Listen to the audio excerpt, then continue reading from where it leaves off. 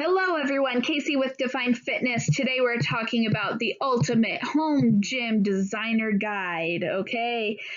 So this is not a home workout designer guide. This is for beginner to intermediate exercisers who want to see more substantial results in their routine. So we're going beyond basic movement here and moving on to more targeted results.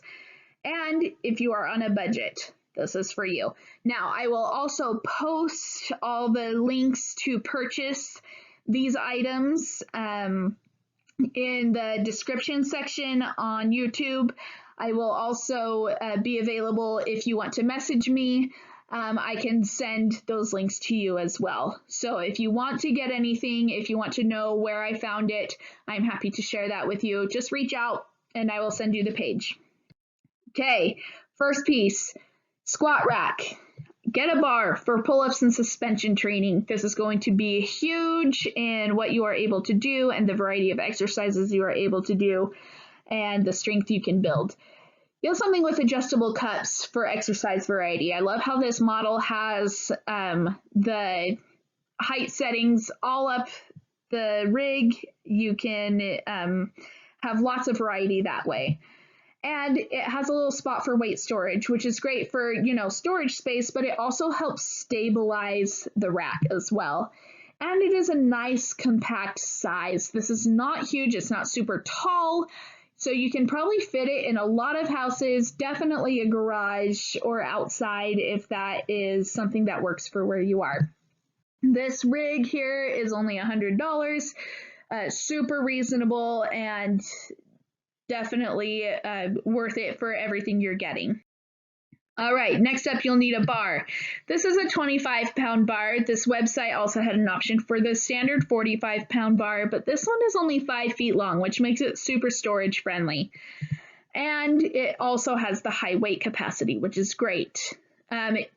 Again, 25 pounds should be plenty to get you started, but if you do want the 45, that is an option. And this bar also fits standard size plates. There are other bars out there that are smaller and cheaper that fit 1-inch plates, but those are much easier to grow out of. It's harder to get enough weights for the price that you won't grow out of immediately, if not within a few weeks. So this bar is only $39.99. Super great price right there, and you're going to have plenty to get started. The weights. This set was the best one I was able to find. It's got the easy grip. So much easier to move weights that have grips like that. Take my word for it. This set also included 5 and 2.5 pound plates. A lot of sets don't include that, and you are going to want plates that size, especially as you're progressing. You don't want to be moving up by 20 pounds. You want 5, 10-pound increments, and you want those available to you. So I love that this set included those with them. And it's enough to get you started. So even sets that would include 5 and 2.5 pound plates, sometimes it would only go up to like 25 pounds. And that's, again, something that you're going to grow out of pretty fast. This set gives you plenty of weight to take you nice and far into your journey. This whole set is $319.99, which is great. Weights are definitely the most expensive part here, so this is going to make up over half of your investment. But it's worth it, and especially for what you're getting, and it'll be plenty to get you started, like I said. All right, then you'll want some sort of bench. I recommend a flat bench. This one has a nice sturdy design. You can use it like as a box. Wouldn't recommend jumping on it, but for step-ups, for dips, for box squats, anything like that, you can have it there as a platform. It's only $35. Again, flat bench rather than one that goes up and down. It's going to be easier to store, it's going to be lighter, and it's much more comfortable to work with. Plus, I find that they tend to be more stable which is definitely something I prefer. Medicine ball. Very, very handy tool, very versatile, great for strength, great for conditioning, great for balance, and core work. I like this style. It's the softer covering as opposed to the hard rubber balls. They tend to be more durable. They're more comfortable if they hit you in the face and you're like me and you can't catch. And they're less likely to crack or split on you if you drop them, which is very nice, especially if you want to do kind of like slamming motions as part of your conditioning work.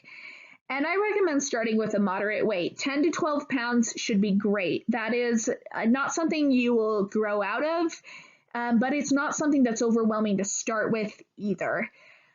Something like a 6 or an 8 pound ball might get too light after a while. Starting with something like a 20 can be overwhelming and too heavy at first for a lot of movements. So that 10 to 12 pound range seems to be the sweet spot. It's great. And this ball is only $17.99, which is a fantastic price. All right, kettlebell, another very versatile tool. And like the medicine ball, you want to start with something moderate in the weight. 25 to 30 pound kettlebell will be enough for you to do almost anything you want at almost any point in your journey. This one has a nice durable design. It's not, with the neoprene and everything, it doesn't look as pretty, but it's not going to chip away and fall apart on you. It's great. And it's only $31.30. Great price there, about $1 per pound, which is fantastic for a kettlebell. All right, monster bands. In my opinion, just an absolute staple. Look for something with the large loop design. I think these are about 56 inches, if I'm remembering right. You get a ton of versatility with that. You can do anything with these bands. It's completely fantastic. You have a variety of sizes and resistances, as you can see, 15 to 125 pounds just in this set. And they make things even lighter and heavier than that if you want to add to your collection. And they provide assistance and resistance, which is great. So you can get like help with your pull-ups or make certain things harder, or just provide resistance that you need in general for like pulling exercises. You can get super creative with this. It's amazing. And this whole set is only $30. Again, a vital tool in your arsenal here, and definitely something you can add to for way less money than something like weights. All right, and then a pair of adjustable dumbbells, always good to have around. These particular ones, they're easy to move and store. You can take off the weights, they just pile up really nicely. And the little handle part, it's just plastic and you can throw it anywhere. Don't lose them though. The weights are adjustable from 5 to 20 pounds per side. So this will give you 40 pounds of weights to work with. It's plenty to get you started. And of course, add the bands on. There's plenty of ways you can play with that as well as you grow. But this is definitely sufficient weight for almost anything you want to do. And the best thing is these things are dirt cheap and they do the job. So definitely not getting super high quality here, but it'll get the job done. For $25, can't argue with that. Other handy things to have: your treadmill, a jump rope, plyo box or a step of some sort, a yoga mat, and an exercise ball. Again, just to add variety and options to your workout. But these are all things that are, they vary a lot in what you need and what you want and what you can find. So do a little hunting if those are important to you, but definitely nice to have around. All right, so your investment, you're looking at about $600, 23 cents. That doesn't include shipping, and that doesn't include the items that I just barely covered, the treadmill, the jump rope, and such. All the big stuff there that I went over, I added all up, $600.23 before shipping. Not bad at all. So if you were to have a gym membership at $35, which I'm guessing is around the average price, it would take you roughly a year and a half to pay it off. So that's what you're looking about. 18 months worth of a gym membership is going to be about the same as buying your own gym. And if you want more tips to save, you can always shop your local classifieds or Facebook Marketplace. Definitely a good place to find cheap deals. Wholesale exercise equipment stores or websites, they'll usually have some good stuff going on, especially for bigger things like treadmills. Commercial gyms, like when they close or when they sell old equipment, definitely a good place to buy it off. They're usually just looking to get rid of it, and it'll be super cheap but very high quality. So if that's something that's important to you, do a little scavenging and see what you can find there. And then, of course, creativity and innovation, always free, and definitely will add spice and variety to your workouts there. So you might not even need to add to what you already have if you just use what you have in a different way. And then we're going to wrap up here with some pros and cons. Home gym pros, you avoid things like flu season. You don't have to bring your kids into the childcare. You don't have to touch the nasty bars. You're not coming in contact with other people's sweat or sneezes or anything like that. You are nice and isolated, and you can make sure you're staying healthy that way. They're great for time crunches. You know, you run in to your basement, you get it done, and you're out. Privacy and comfort. If working out is not something you like to do in public, it's a great opportunity to do it in a way that is more comfortable for you and allows you space to make your ugly faces and to experiment with exercises and to risk looking silly without the embarrassment. They're family and child friendly, good for anyone to use around their schedules. You can have your kids around you if you're a stay-at-home mom or anything like that. You don't have to worry about, adding childcare or who's going to watch the kids while I work out. They can be right there. And it's good for them because they are then seeing you take care of yourself and how you do it and learning about exercise. So it's good for them as well. You don't have to wait for equipment. Always a plus. It reduces the travel time because you don't have to commute to and from the gym. You make sure it's clean and maintained. It's to whatever standard you want. You don't have to worry about things being grosser than you want them to be and other people's germs. And you get to pick the music, which sounds kind of funny, but at the same time, if you're listening to something and it's not pumping you up, but you have no control over it, that can be kind of a downer. So you pick it, the style, the volume, it's all yours. And there's no shame in filming and selfies. This is a tool I use often personally. It doesn't bother me to do it in public, but I know a lot of people it does. It can look vain. You can feel foolish. But this is a great way for you to analyze your form or to produce content on social media or whatever without the embarrassment. And you don't have to wear pants. Always a plus in any situation. Okay, cons of the home gym. You don't have the social atmosphere. Now, even if you're not a very social person, this can be a negative because going out in public, working out with other people, even if it's not necessarily in a group setting, it's motivating. You find people who inspire you, you learn from watching others, that social modeling there, and it just kind of pushes you to try a little harder and to be a little more efficient with your time. If you are a social person and you do like to meet people at the gym and to socialize and you thrive off being in a public place, then that is not something you get at home. So it can get a little dry. Whatever end of the spectrum you fall on there.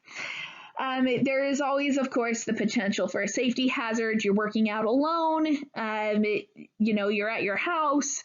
You don't know if you're going to, accidentally push something through the wall, or if you pass out, or if you drop something. There's always the potential for some safety issues there. But there are ways to be careful, so don't let that deter you, but just be aware that working out alone carries with it a little risk. You have less equipment variety.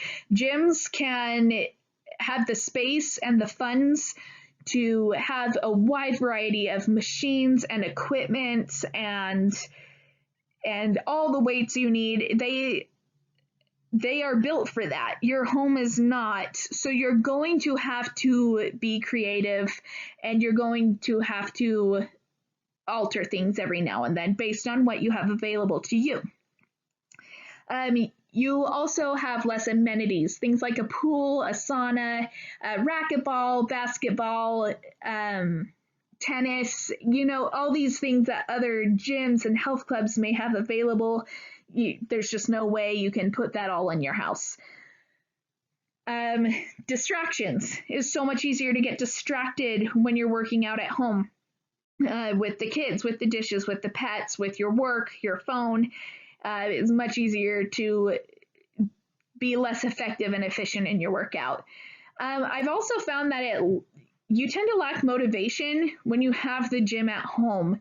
There's no need to plan and commit to get dressed and go somewhere and show up. You're putting forth the mental effort when you have to leave the house and go to the gym. You're much more likely to commit to it. When it's right there in your house, you're like, oh, I can just do it later. I can do it later. I can do it later. And then it's nighttime and you make dinner and you're tired and you don't want to go down to the gym and or to your basement and work out. It's the last thing on your mind. So having it there right in front of you can almost make it harder to commit to it just because it's so easy. Another con, it is expensive up front. You're going to have to foot the bill for your equipment, for the shipping. It's good stuff. It's absolutely worth it. It's nothing you can't come back from, but it is going to require that upfront investment. And you may need more equipment. Like you may want access to a different machine, or you might discover an exercise you like to do, or you might need to grow in this certain way and end up having to add to it later on. So you're not necessarily done once you've bought everything. You might need to expand on that later on. And space. Not everyone has a ton of space in their house or their garage or outside or a shed or whatever. So you are going to have to account for the space you have and what is going to work in that space. And then, of course, you're going to have setup and assembly. It's nothing terribly complicated, but again, you are working with weights, and you're going to, want to realize that you want to set it up well. You don't want it to fall or get loose or whatever. So you're going to have to assemble that. It takes time. It might take certain tools.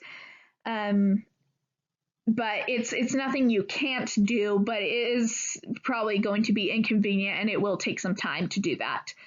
And then lastly, you're solely responsible for the upkeep of your equipment. So you need to, fix something when it breaks. You need to clean it. You need to replace it.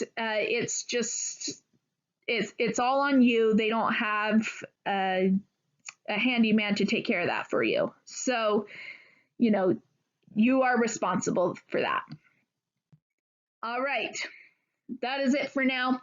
If you have any other questions or want any other guidance on designing your home gym according to your goals and what you have available, feel free to reach out. I am happy to help you. You can reach me Instagram, Define Fitness UT, or Facebook, and definefitnessut.com. Look forward to helping you guys and chatting with you more about it. And again, if you want links to any of those pieces of equipment, I will put that in just the description on YouTube, or you can reach out and I will send that to you. Have a great day, everyone, and be healthy.